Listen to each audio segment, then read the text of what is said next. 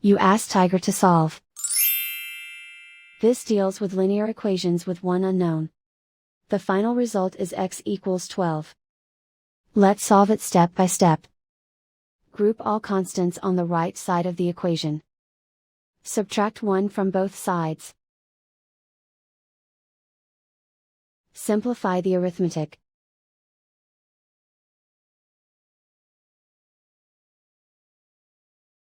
Isolate the x.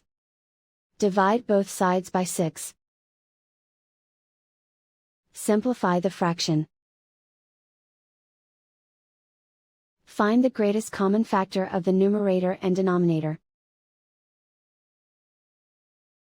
Factor out and cancel the greatest common factor. And so the final result is x equals 12.